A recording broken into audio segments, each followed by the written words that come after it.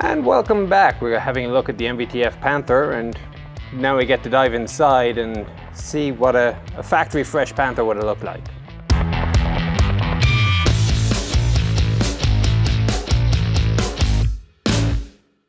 So when you come into the commander's position, firstly, of course, he's got a cupola. It's up to 10 centimeters thick and has 7 periscopes that he can look out of. Out the front periscope is actually it's effectively a vane sight. It's a front post rear notch, and you can use this to help guide the gunner onto target. In terms of space, I have been a lot happier. I'm cramped on the right by the recoil guard for the 75. And on the left, this little attachment here was annoying the heck out of me until I figured out how I can move it forward. If memory serves, this was used for a periscope. I mean, we're talking submarine type periscope, a big, long, thin thing that could be used for observation while the vehicle was completely turret down. Forward of that is the control for the hatch. Now we'll come back to that in a second. As an example of, I'm going to say, unnecessary engineering, is an azimuth ring around the outside of the cupola. Now what this does, it is connected to the turret ring by use of this rod system here. It's a system of gears that no matter which way the turret is facing, 12 o'clock is always at 12 o'clock on the vehicle. Now it's offset a little bit. The actual reading point is directly above the linkage. So with the turret now currently pretty much direct forward, I look at it to my right and the number 12 is directly on top of the linkage. But as the turret would spin around, the cogs would keep the azimuth indicator static, so I could see by looking at the azimuth indicator where my turret is compared to the hull. Now my immediate thought is twofold. Firstly, if the vehicle is moving, you don't need this. You can just look at the movement of the terrain and you can tell pretty quickly which way your turret is facing. The other is that you have a great view of the hull from up here. So I can see hull components around the inside. So by just looking down, I have a pretty fair idea which way the tank is facing anyway. So a little bit over complex. Indeed, for part of the production run, Panthers removed this linkage system. It was eventually put back a little bit later, as I recall, for the infrared system. I could be slightly wrong on that.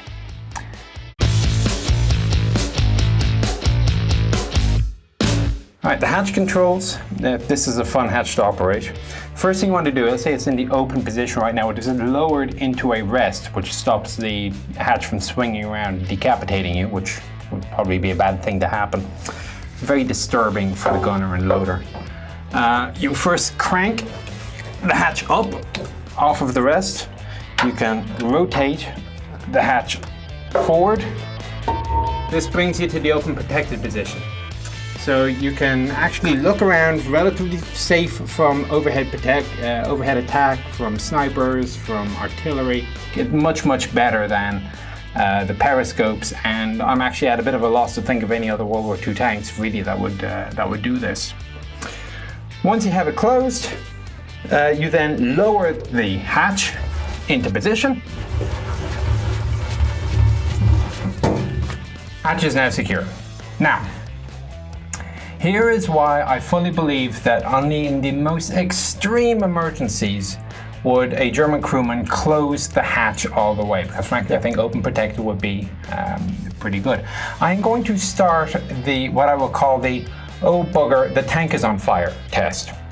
And you will have seen how long it took me to simply open up the hatch on a T-34 or even squeeze through the hatch on a Comet. So imagine, if you would, you just had that significant emotional event of a shell penetrating your tank and a fire has now started. Okay, it's lovely, toasty and warm, you're on the Russian front, a little bit of flame is good, but you decide, let's get out. So, oh my God, the tank is on fire. Crank up the hatch to open protected. Come right, get the periscope out of the way, and well, you probably wouldn't bother with lowering it, but then you got to get out. This takes a while. Now, the other way out of this turret is through that loader's hatch in the rear, which you saw was really thick and heavy. Now, of course, the loader is probably well motivated to get the thing open. Once he squeezes out, the gunner and the commander are now fighting each other to get under the gun, or if the gun is elevated over, whatever way they can get around, and then get out the same hatch. Privilege of rank, maybe the commander gets out first. I'm not sure which is faster, for him, the commander to get out this way and the gunner to get out through the loader's hatch. Suffice to say, I would call this a design flaw. I'm not sure it is worth closing the hatch ever. But as I said, the open protected is good enough. I mean, in Iraq, I almost never closed my hatch, even under fire. Only in the most significant threat did I even go to open protected. I strongly suspect that the German tank commanders had a similar philosophy. Keep your head out, see the enemy, don't close your hatch. Outside of that, the last thing I will say is the man's leg room is reasonable. He's got 2 footrests. He's got one directly underneath him. He brings his knees inwards, and he also has one to the right of the gunner. So although his upper body is very cramped, his feet are kind of okay. The catch, I'm looking at it, is that if he has his right leg on the side footstep next to the gunner, he is going to interfere with the gunner's elevation, which is probably a bad thing. Anyway, so that's it for the commander's seat. Forward to the gunner.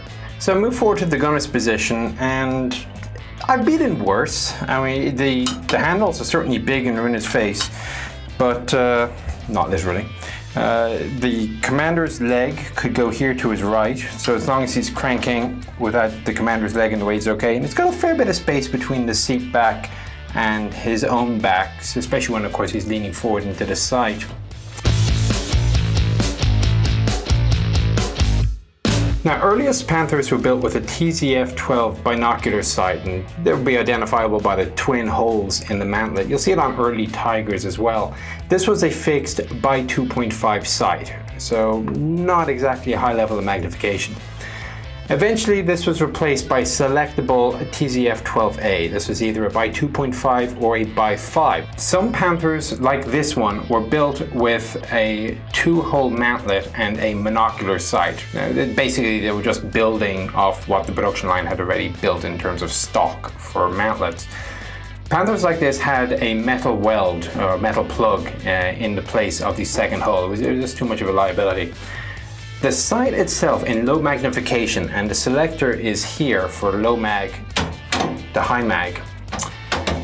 If you look through it, the field of vision is, I would call, narrow. You pretty much need to be aiming at the target in order to see it. And heaven help you, when you go to high magnification. Now, high magnification is purely for servicing the target. He has no other way of seeing outside. So if I was on, let's say, a Sherman, there'd be a unity sight and a secondary periscope, which you could use in a hold down position. You can't use this sight in a hold down, in a turret down position, forgive me. But you can use some other, the Russian vehicles also had a roof sight to give the gunner a little bit more observation, lower magnification. This gunner is absolutely reliant upon his commander putting him onto target. Okay, I think I've beaten that one to a pulp. Now, the other controls. Power traverse is conducted by means of a foot rocker pedal.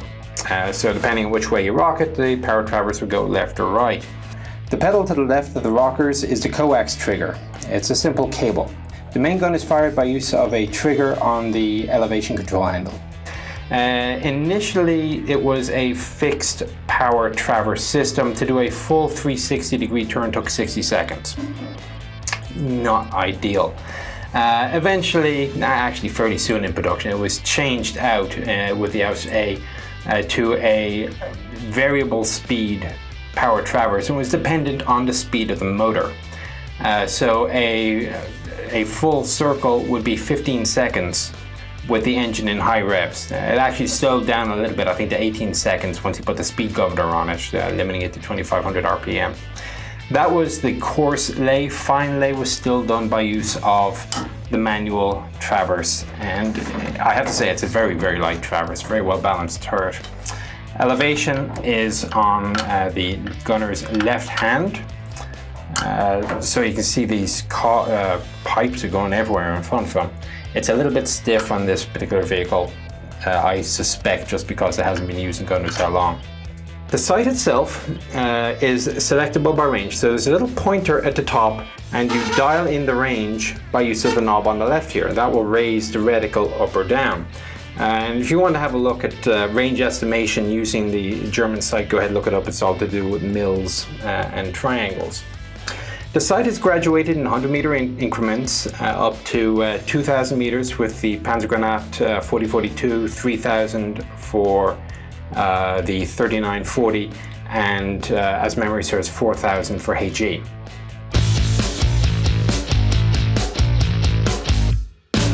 Now, gunner's toy, of course, is the KWK 42 7.5 centimeter cannon.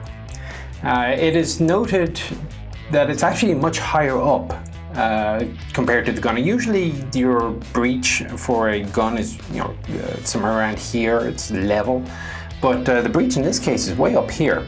The gun is mounted much higher, or the gunner is mounted much lower compared to a lot of other tanks.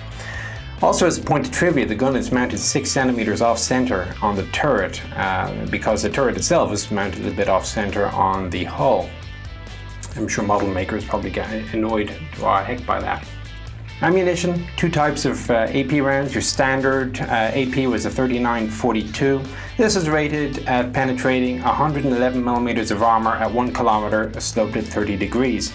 The super ammo was the tungsten cord 4042, and that was rated at 149 millimeters under the same conditions.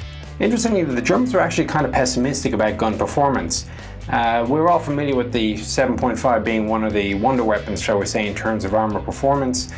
In actuality, the Germans only estimated that this gun will crunch through a Sherman's front hull at 100 yards. Now, in the German defense, firstly, they assume that the hull is angled at 30 degrees, so it's not a direct slope.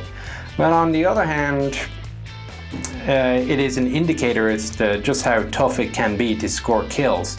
On the third hand, of course, what the paper says and what reality says are two different things. It's always a lot easier to knock out tanks than perhaps the engineers said it should be, on both sides. Now, if you're curious, the German documents rated that they would punch through the front hull of a Churchill at 1,700 meters and a T-34's front hull at 300 meters. Of note, this gun is equipped with a bore evacuator. Now, not the traditional bulge that you see on most modern tanks, so that might throw you a little bit, but it is the compressed air system similar to that which you would find on modern French vehicles. The pipe for which comes all the way down from the front, comes alongside the traverse system and disappears into a compartment next to the shell casing collector. Alright, we're about done in here. Final points to note. He does have an azimuth indicator to his left side, just in case he also doesn't know which way he's facing compared to the hull, although it does seem to be in need of a bit of recalibration right now. And finally, the turret ring could be sealed by use of an inflatable pump for deep water fording. Of course, once this seal was inflated, you couldn't traverse the turret. So I'm now going to extricate myself from this gunner's position and move over to the loader side. I have to say, one advantage now that I'm down here looking at the higher gun position is it's much easier, as long as the gun is level, for the gunner to get from one side of the tank to the other. So maybe getting out isn't as much of a chore as I thought it would be from the TC side. Still, I suspect it's less than ideal. Oh my god, the tank is on fire! Oh. What the hell did those pulleys do? Something fell which should not have fallen. Pause. It's a recoil system. Good lord.